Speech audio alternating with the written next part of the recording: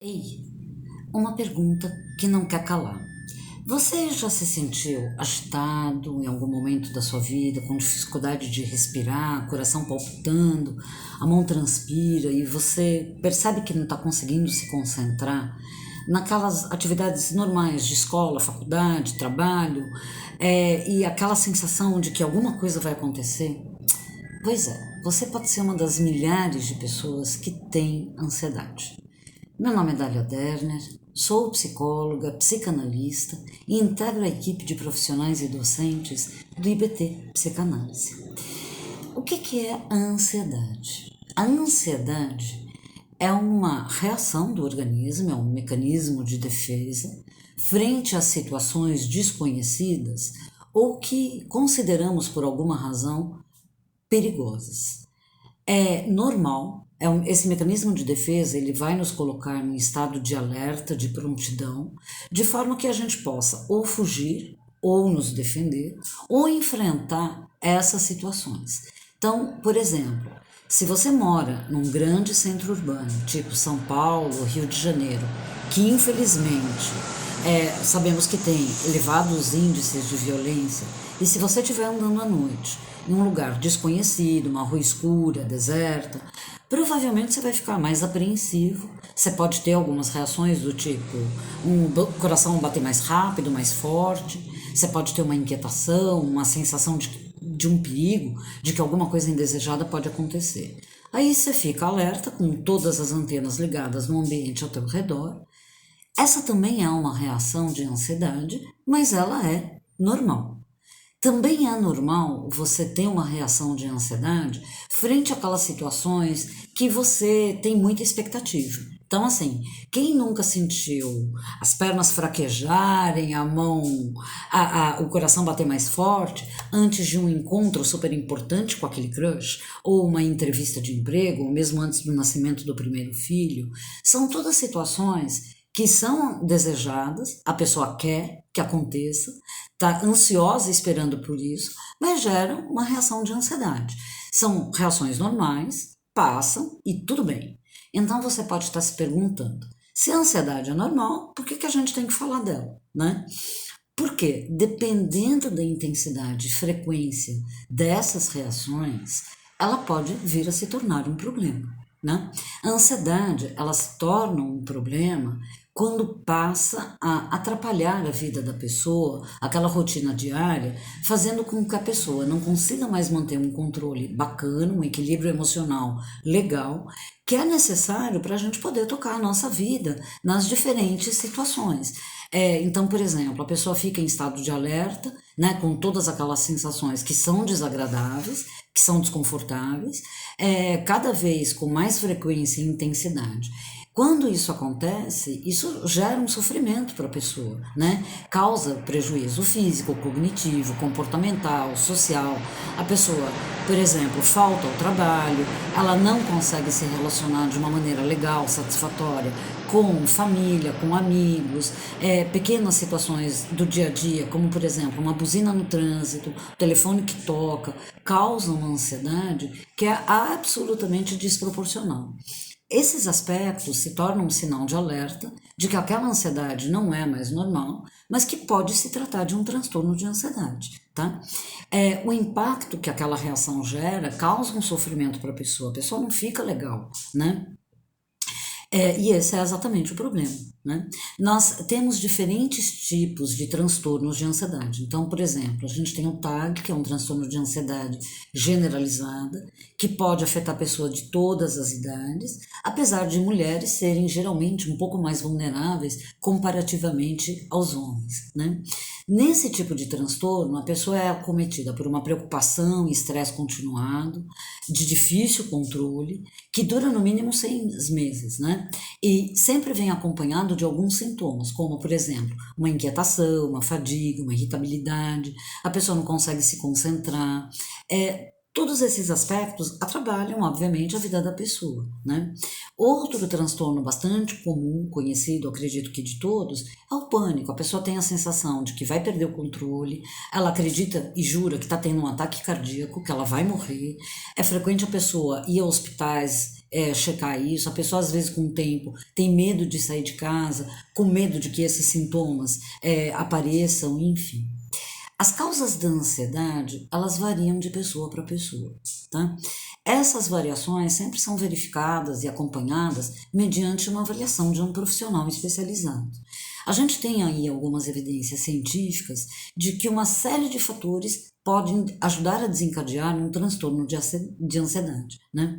Dentre eles, a gente tem alguns genes específicos que são ligados à ansiedade. Então, por exemplo, se um parente de primeiro grau, tipo pai, mãe, tiver alguns transtornos, a possibilidade do filho também desenvolver é bem maior, tá?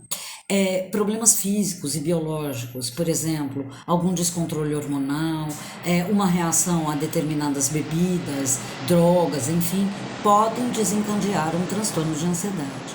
Alguns fatores ambientais, então um trabalho muito estressante, uma rotina de vida agitada, uma dificuldade financeira, um desemprego, um ambiente excessivamente complicado em termos de cobrança, uma prova na faculdade ou na escola, separações, divórcios, são todos aspectos que podem gerar ansiedade. Algumas pessoas têm uma base ansiosa na sua própria personalidade, que podem as deixar mais vulneráveis a desenvolver um transtorno de ansiedade. Nós temos as mulheres que têm geralmente 2 vezes mais de chance de desenvolver um transtorno de ansiedade. Isso às vezes tem um componente também cultural, dependendo da educação, enfim. Situações traumáticas, por exemplo, um evento de alto impacto emocional. Então, exemplo, um abuso, uma situação de assalto, de sequestro, também são fatores de risco que podem desencadear um transtorno de ansiedade. Tá? Agora, devemos lembrar que cada pessoa é única, é importante a gente conhecer a história de vida de cada pessoa para identificar quais são os gatilhos, quais são os estímulos que fazem surgir a ansiedade, para que a gente possa, obviamente, intervir de uma maneira bastante adequada, tá? Em termos dos sintomas da ansiedade, novamente eu volto a dizer, depende, varia de pessoa para pessoa. Nós não temos uma receita geral, mas de forma geral nós sabemos que a pessoa ansiosa ela sofre por alguma coisa que ela acredita possa vir a acontecer. A pessoa fica em estado de alerta já por antecipação e, em razão disso, ela desenvolve alguns sintomas, né? Então, do ponto de vista físico, são comuns a arritmia, a taquicardia, né, que é uma alteração do ritmo cardíaco, geralmente com aceleração da frequência. Então, a pessoa tem aquela sensação da batedeira no coração, né, ele bate mais forte, mais rápido, né? Algumas pessoas apresentam dificuldades de respiração, elas se queixam de falta de ar. Outras pessoas podem mencionar uma sensação de vertigem, de tontura, boca seca, tensão muscular. Outras podem ter sudorese excessiva, né?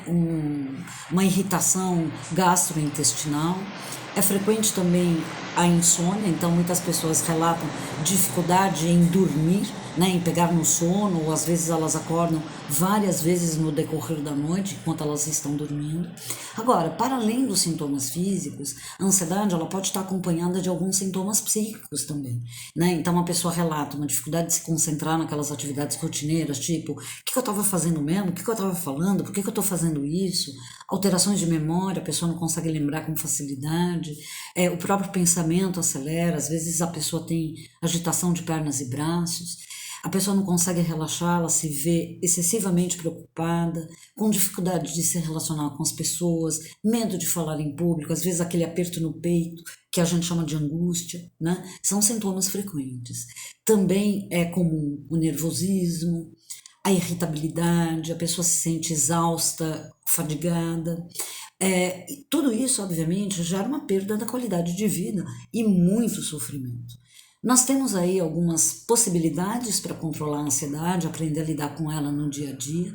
Então, é importante que a gente tenha um tempo sempre para as atividades que não sejam prazerosas no dia a dia. Então, ouvir música, pintar, assistir filme, assistir TV, ler, se encontrar com os amigos. Se for prazeroso, vá em frente. Atividades físicas também são bem-vindas, né? Ajudam a liberar a endorfina, isso ajuda a manter um pouco mais o controle. Atividades como yoga, pilates, favorecem o equilíbrio. A meditação, exercício de relaxamento são importantes. É importante evitar a cafeína, né? Então, chá preto, café, alimentos que sejam ricos em açúcar ou mesmo bebidas alcoólicas, elas favorecem, né, a eclosão aí da ansiedade. Segundo a OMS, a Organização Mundial da Saúde, a ansiedade é um dos principais problemas de saúde mental em nível mundial em função da sua frequência. Então, é um problema comum ao qual a gente tem que prestar bastante atenção. Ela pode atingir pessoas de qualquer idade, sexo e inclusive crianças. Nós temos aí hoje a questão da ansiedade infantil, né? Pelo fato de muitos dos sintomas da ansiedade serem comuns a vários quadros, várias condições clínicas diferentes, que obviamente têm um tratamento bastante específico, é importante a gente realizar um diagnóstico da ansiedade com um profissional da saúde, seja ele médico, psiquiatra, psicólogo, psicanalista, que vai levar em conta a história de vida da pessoa e pode solicitar alguns exames, né, físicos complementares, alguns testes psicológicos, para a identificação se há ou não um transtorno de ansiedade em questão.